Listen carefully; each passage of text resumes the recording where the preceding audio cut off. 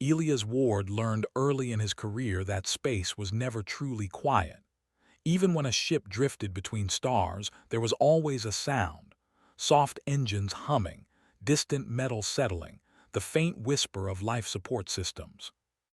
On the alien research vessel Salith, those sounds were unfamiliar, layered with tones and rhythms not designed for human ears.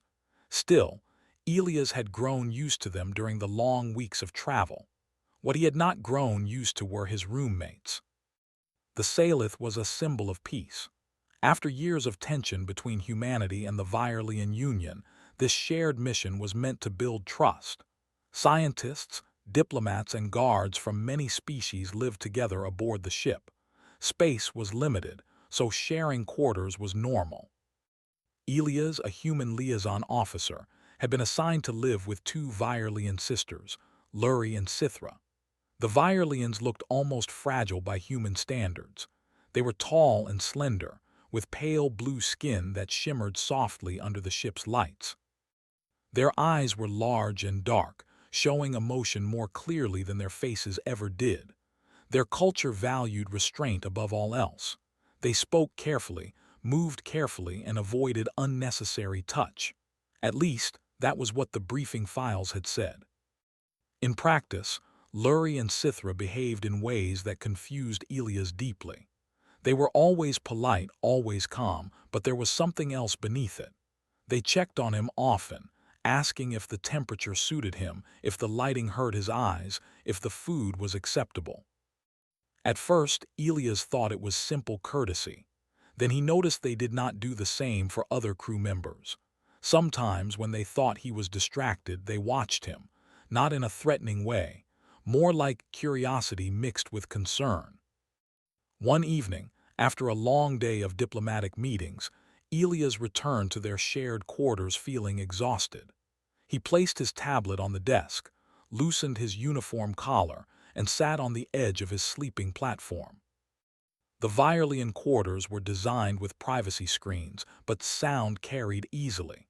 Luri was standing near the nutrient dispenser, preparing her evening drink.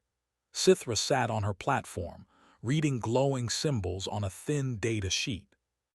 "You look tired," Luri said softly, her voice smooth and musical. "Long day," Elias replied with a tired smile. "Politics across species lines takes more energy than combat training." Sithra glanced up at him. "Humans find discussion exhausting." "Only when everyone is afraid to say what they mean," Elias said honestly. The sisters exchanged a brief look. It was quick, subtle, but Elias caught it. They did that often, shared silent moments he could not understand. "I think I'll sleep early tonight," Elias added, standing up. "That would be wise," Luri said. "Humans require longer rest cycles." Elias paused. "You know you say that a lot." Luri tilted her head slightly. "Is it incorrect?" "No," Elias admitted. "Just very specific." She did not answer, but her eyes lingered on him longer than usual. Elias lay down on his platform and pulled the light blanket over himself. As he stared at the smooth curve of the ceiling, his thoughts drifted. Since boarding the Salith, he had felt like more than just an envoy. At times, it felt as if he were being studied, not as a subject but as something rare. That night, an idea formed in his mind. He did not fully understand the Virelian sisters, but he trusted his instincts. Something was going on, something they would not say while he was awake. So Elias did something he had learned during his military training. He slowed his breathing, he let his muscles relax, and he pretended to fall asleep. Minutes passed. The room lights dimmed further, shifting into the ship's rest cycle. Elias kept his breathing steady, his body still. He could hear faint movements, the soft hum of the dispenser shutting down, the gentle sound of fabric as the sisters adjusted their robes. For a while there was silence. Then Sithra spoke. "He is asleep," she said quietly. Elias felt a small spark of tension. He resisted the urge to smile. Luri's voice followed, lower than before. "Are you certain?" "I watched his breathing pattern," Sithra replied. "It matches human rest data." There was a pause. Elias could almost feel their attention turn fully toward him. He looks fragile when he sleeps, Lurie said. So unguarded. Sithra made a soft sound, something between agreement and worry. All humans do. That is what frightens the Council. Elia's mind sharpened instantly. The Council. They place themselves in danger so easily, Lurie continued. He speaks openly. He trusts without armor. That is why he was chosen, Sithra said. That is why they sent a human. Elias felt his heart beat a little faster, but he kept his breathing slow. Lurie stepped closer. Elias could sense her presence now, standing near his platform. "Do you think he knows?" she asked. "Knows what?" Sithra replied. "That our people see humans as more than allies." There was another silence, heavier this time. Sithra finally answered. "The records say humans are capable of forming bonds quickly, strong bonds, sometimes illogical ones. Dangerous ones," Lurie added softly. "Yes," Sithra agreed, "but also beautiful." Elias felt warmth rise to his face despite himself. This was not at all what he had expected. "They stood when others fled," Lurie said. "During the Caro's collapse, humans had no obligation, yet they stayed. Many of them died," Sithra said quietly. "But they did not retreat," Lurie replied. "Our people have not forgotten." Elias remembered that war. Humanity had been new to the galactic stage then, underestimated and underarmed. Still, human fleets had held evacuation lines while older civilizations escaped. He had grown up hearing stories of that time, but he had never imagined aliens still spoke of it this way. "He blushes easily," Sithra said suddenly. Lurie made a small, surprised sound. "You noticed?" "Yes, when you thanked him today for adjusting the environmental controls." His skin changed color. "That is a sign of emotional honesty," Lurie said. "It is said humans cannot hide what they feel." "Then how do they survive?" Sithra asked. "By choosing to trust," Lurie answered. Elia's face felt hot now. He was glad his eyes were closed. Lurie moved even closer. Elias could hear the soft sound of her breathing. "Do you think it is wrong," she asked carefully, "that I find his presence calming?" Sithra did not answer right away. "No," she said at last. "I feel it as well." They were quiet again. Elias felt a strange mix of emotions: embarrassment, pride, confusion, and something warm he could not name. "He does not know how important he is," Lurie said. "Humans rarely do," Sithra replied. "They act without realizing the effect they have." A gentle weight settled over Elias. For a brief, panicked moment he thought he had been discovered. Then he realized Lurie had carefully placed the edge of the blanket higher on his chest. "He will need rest," she whispered. "Yes," Sithra agreed. "Tomorrow will be difficult." Lurie stepped back. "We should not speak like this again while he sleeps." "No," Sithra said softly, "but I am glad we did." Elias stayed still long after their conversation ended. His thoughts raced. He had expected secrets about experiments, about strategy, maybe even danger. Instead, he had discovered something far more personal. Humans were not just allies. They were symbols. When the room finally grew silent again, Elias allowed himself to truly sleep. This time, his dreams were not of battle or duty, but of standing among stars where honesty was a strength, not a weakness. And though he did not know it yet, everything about his mission and humanity's place in the galaxy was about to change. Elias woke the next cycle with a strange feeling in his chest, as if something important had shifted while he slept. For a moment he lay still on his platform, staring at the smooth ceiling of the Salith. The memory of the previous night returned clearly: the hushed voices, the careful words, the quiet respect hidden beneath restraint. They had spoken truth because they thought he could not hear. That knowledge stayed with him as he rose and prepared for the day. Lurie and Sithra were already awake. They moved through the room with their usual calm grace, their expressions carefully neutral. If they felt any embarrassment or concern about what they had said, they showed none of it. To Elias, it felt almost unreal, as if the warmth he had heard the night before had been a dream. "Good rest?" Lurie asked politely. "Yes," Elias replied. His voice came out steadier than he felt. "Thank you." Sithra inclined her head slightly. "The ship will enter a populated corridor today. There will be visitors." "Diplomats?" Elias asked. "Observers," Sithra said. "Some will judge humanity closely." Elias nodded. "That's nothing new." Yet as he spoke, he remembered Lurie's words. He does not know how important he is. The day unfolded quickly. Elias spent hours moving between conference chambers, translation rooms, and secure corridors. Alien representatives watched him with open curiosity. Some treated him as an equal. Others saw him as a risk, a species still too young, too emotional, too unpredictable. Each time Elias spoke, he chose his words carefully but not cautiously.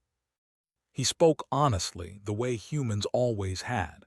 By the time he returned to the shared quarters, exhaustion weighed heavily on him. That evening, the sisters remained quieter than usual. They shared brief looks again, their silent communication stronger than ever. Elias noticed now how often they did it, how much they trusted each other. Finally, Sithra spoke. "There is something you should know," she said. Elias looked up from his tablet. "That sounds serious." "It is," Lurie said gently, "but not dangerous, not to you." They both turned toward him fully now. Elias felt the weight of their attention and resisted the urge to joke it away. "Our people believe humans possess a rare trait," Sithra said, "one that has altered many historical outcomes." Elias set his tablet aside. "Let me guess." "Emotional honesty." Lurie's eyes widened slightly, just slightly. "Yes," she said slowly, "you are aware of this perception." "I'm aware we're not very good at hiding how we feel," Elias said. "Most humans see that as a weakness." Sithra's gaze softened. "We do not." They explained then, not everything, but enough.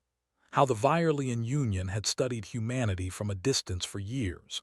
How human reactions during crises were recorded and analyzed. How humans repeatedly chose sacrifice over safety when others would withdraw.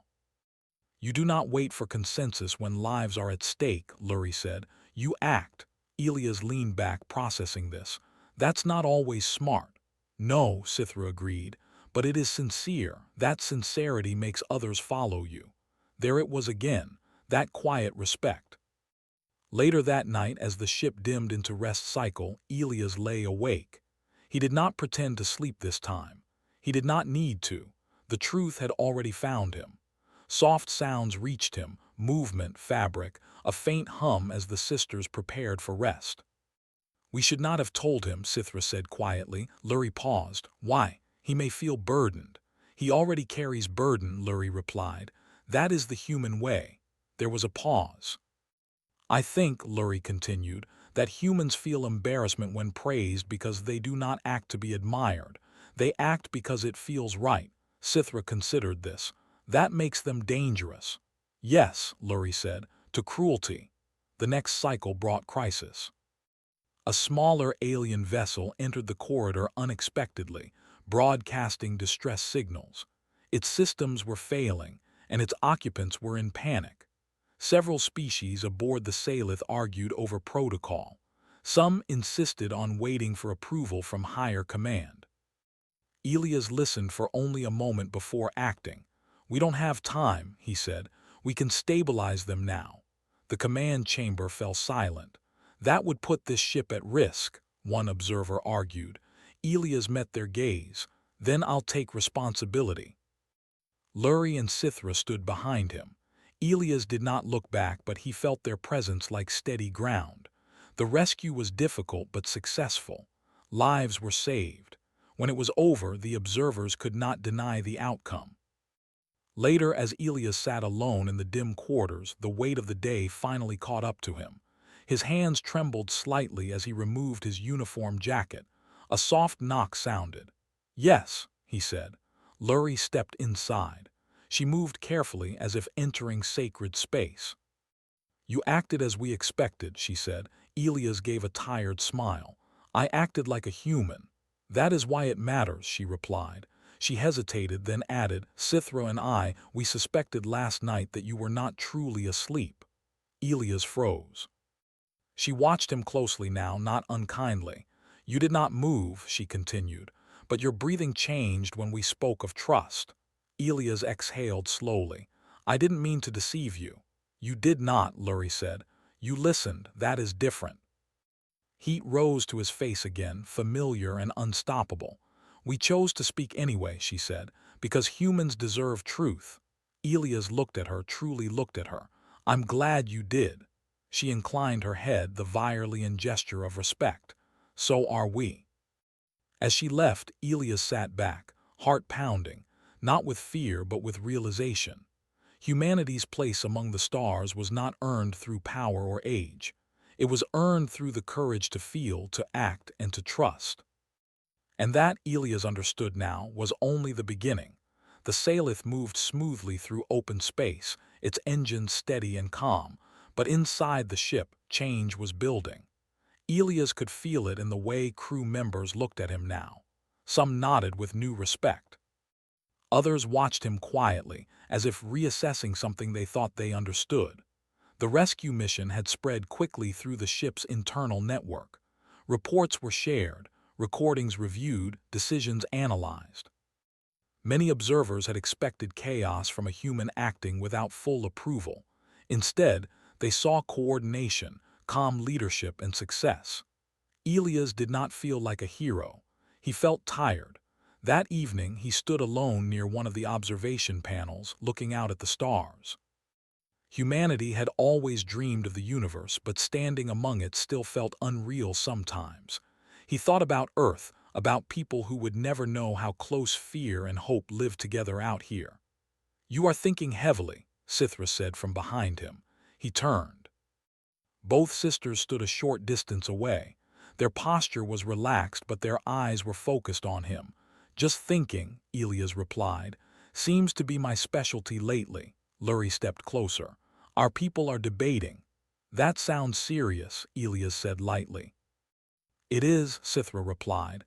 "Some believe humanity should no longer be considered a junior species." Elias blinked. "That's a big step." "It is overdue," Lurie said. "But fear resists change."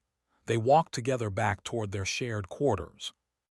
The familiar space felt different now, not because it had changed, but because understanding had. As the rest cycle approached, Elias sat on his platform, removing his boots slowly. He felt the weight of expectation pressing down on him, not just his own, but humanity's. "You look burdened," Sithra said. "I guess I am," Elias admitted. "I didn't sign up to represent what humans mean to the galaxy. I just wanted to help." "That is precisely why you do represent it," Lurie said. That night, Elias did not pretend to sleep. He lay quietly, eyes open, watching the faint patterns of light on the ceiling. After a while, he heard the sisters speaking softly, not in secrecy but in honesty. "We are close to a decision," Sithra said. "Yes," Lurie replied, "and it will change much." Elias turned his head slightly. "You can talk to me," he said gently. There was a brief silence, then Lurie smiled, an expression rare among her people. "We know," she said. The next cycle began with an official summons. Elias was called to the central chamber, where representatives from multiple species had gathered. The room was wide and circular, designed so no one stood above another. Elias took his place. Lurie and Sithra stood behind him, not as guards but as witnesses. The lead observer spoke. "Human Elias Ward, your actions have raised important questions." Elias met their gaze calmly. "I'll answer what I can." "Why did you act without full approval?" the observer asked. Elias did not hesitate. "Because people were in danger. Waiting would have cost lives. Even if it risked this vessel." "Yes," Elias said simply. "Lives matter more than rules." Murmurs spread through the chamber. Another observer spoke. "Do all humans think this way?" "No," Elias replied honestly. "We argue, we disagree. But when the moment comes, most of us choose to act." "Why?" the observer pressed. Elias thought for a moment. Then he said, "Because we know what it's like to be alone and afraid. We remember." Silence followed. Not uncomfortable, but heavy with meaning. The decision was made that day. Humanity would be granted equal voice within the Union's Exploratory Council. It was not full membership, but it was recognition, earned, not given. When the session ended, Elias felt something loosen inside his chest. He had not realized how tightly he had been holding himself together. Back in their quarters, he finally allowed himself to sit down and breathe. "You changed the path of many futures today," Lurie said. Elias shook his head. "I just answered honestly." "That is what changed them," Sithra replied. Later, during the rest cycle, the ship entered a calm region of space. The stars outside glowed softly, steady and distant. Elias lay back, hands resting on his chest, eyes half closed. "Elias," Lurie said quietly. "Yes." "There is something we have not told you." He turned his head. "I'm listening." "Our species does not form close bonds easily," Sithra said. "Trust is slow, attachment slower," Lurie continued, "but when we do, it is enduring." Elias felt his face warm again. He had come to recognize the feeling now, no longer embarrassed by it. "You don't have to explain everything," he said gently. "We want to," Lurie replied. They stood closer now, not touching, but near enough that Elias could sense their presence fully. "We chose to share quarters with you," Sithra said, "not by chance but by intention." Elias' heart beat faster. "Why?" "Because humans remind us of who we could be," Lurie said. "Brave enough to care." Elias sat up slowly. He looked at them both, seeing not mystery or distance but sincerity. "I'm honored," he said simply. The next days passed more peacefully. The ship continued its mission, but the tension had eased. Humans were spoken of with new respect. Elias noticed how often others sought his opinion, not because he demanded attention, but because they trusted him. One quiet cycle, as the Salith drifted between stars, Elias stood once more at the observation panel. This time, Lurie and Sithra stood beside him. "The galaxy is vast," Elias said. "Sometimes it feels too big," Lurie nodded. "Yet humans face it without armor." "Maybe," Elias said. "Or maybe we just haven't learned how to hide yet." Sithra considered this. "Do you think you will?" Elias smiled. "I hope not." The sisters exchanged a glance, then looked back at the stars. In that moment, Elias understood something clearly. Humanity did not need to be the strongest or the oldest. It only needed to remain itself. Honest, brave, willing to care. And somewhere among the endless stars, that was enough.